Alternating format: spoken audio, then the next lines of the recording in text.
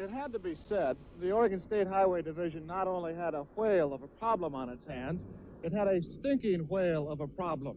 What to do with one 45-foot, 8-ton whale dead on arrival on the beach near Florence.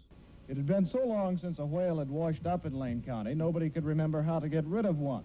In selecting its battle plan, the Highway Division decided the carcass couldn't be buried because it might soon be uncovered.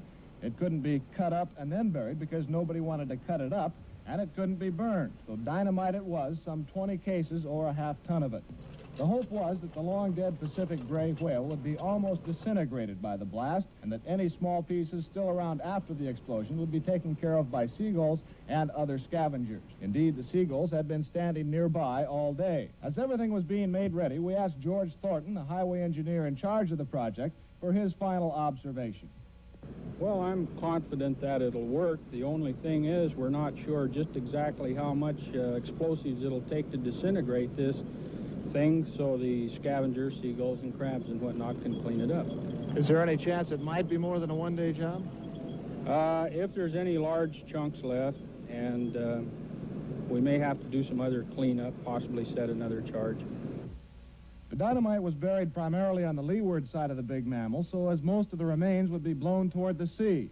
About 75 bystanders, most of them residents who had first found the whale to be an object of curiosity before they tired of its smell, were moved back a quarter of a mile away. The sand dunes there were covered with spectators and landlubber newsmen, shortly to become land blubber newsmen, where the blast blasted blubber beyond all believable bounds. Did you get a womp? That was good.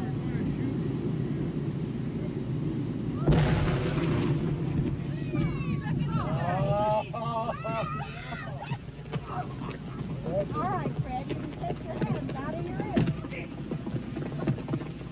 Here comes pieces of... Our camera stopped rolling immediately after the blast. The humor of the entire situation suddenly gave way to a run for survival as huge chunks of whale blubber fell everywhere. Pieces of meat passed high over our heads while others were falling at our feet. The dunes were rapidly evacuated as spectators escaped both the falling debris and the overwhelming smell. A parked car over a quarter of a mile from the blast site was the target of one large chunk. The passenger compartment literally smashed. Fortunately, no human was hit as badly as the car. However, everyone on the scene was covered with small particles of dead whale.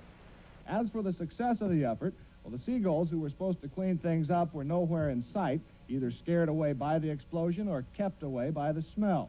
That didn't really matter. The remaining chunks were of such a size that no respectable seagull would attempt to tackle anyway. As darkness began to set in, the highway crews were back on the beach burying the remains, including a large piece of the carcass which never left the blast site.